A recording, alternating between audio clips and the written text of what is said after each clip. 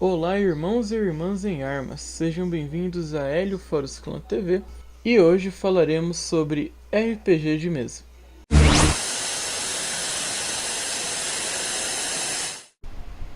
Uma curiosidade que eu acho que a maioria das pessoas não sabem o que significa a sigla RPG. A sigla, ela vem do inglês e ela significa Role Play Game, que traduzido de uma forma bem grotesca para o português é jogo de interpretação de papéis. Não seria errado dizer que RPG é basicamente um teatro improvisado, pois o mestre assume o papel de NPC e o jogador assume o seu personagem. Mas espera aí, mestre? O que é mestre? Mestre é aquela pessoa que vai contar a história para os jogadores.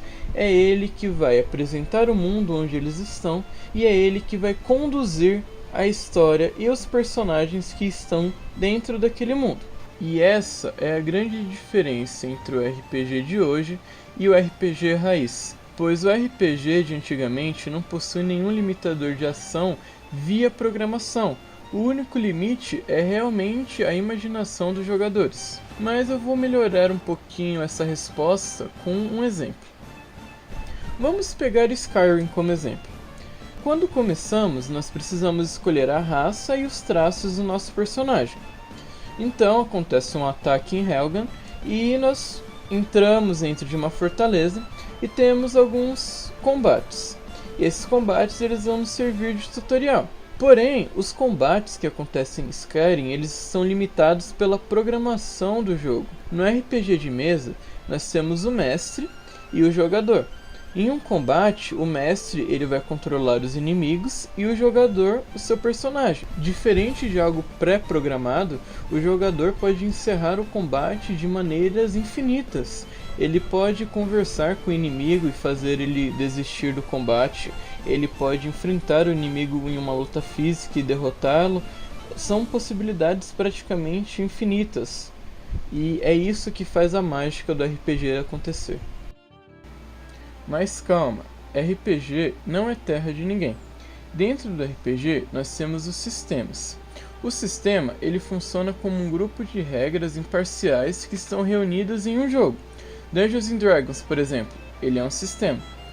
Esse sistema ele vai definir as capacidades físicas do seu personagem, quais armas ele pode usar, como que nós fazemos para encontrar a força dele e etc. Mas então deve vir a pergunta, por que nós usamos dados para jogar RPG? O dado ele entra de certa forma como um árbitro das ações, porque ele sempre precisa ser imparcial.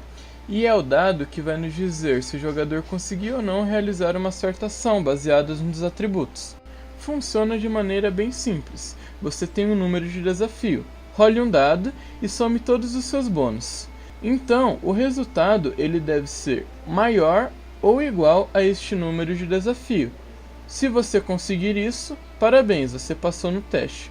Caso contrário, seu personagem falhou na ação que ele queria fazer. Lembrando que isso pode variar de sistema para sistema. Legal, você achou RPG muito divertido e está pronto para começar a jogar. Mas o que é preciso para começar a jogar RPG? E eu venho dizer que é uma pergunta meio decepcionante de se responder, porque não dá para jogar RPG sozinho. E sabemos que o Brasil não possui tantos amantes de RPG assim. Então é meio complicado de se reunir pessoalmente e jogar. Porém, eu tenho dois caminhos para vocês. O primeiro é aquele padrão, e é para você que tem um grupo de amigos. Você vai precisar de 2 ou mais pessoas, escolher um sistema, seja ele Dungeons and Dragons, Vampiro, chamado de Cthulhu e etc. Dados. Se você não tiver dinheiro para comprar, porque é meio carinho, realmente deve ficar em torno de uns R$ 27 um conjunto de dados completo. Você pode usar algum rolador online, existem vários, inclusive eu vou deixar um oficial da Wizards of the Coast aqui na descrição do vídeo. Papel e lápis. Lembrando que um de seus amigos ou você mesmo terá de ser o mestre e contar a história que os personagens vão jogar. O segundo é para você que não tem amigos, ou talvez você tenha, mas eles não gostam muito desse lance de RPG e nerds e etc.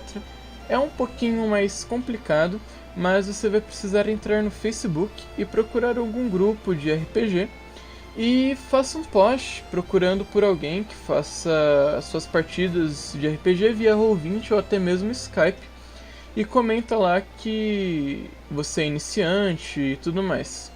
Mas uma dica crucial para quem vai seguir esse segundo caminho é que você precisa aprender a mestrar, pois é muito fácil achar jogadores, porém mestres disponíveis é um grande problema.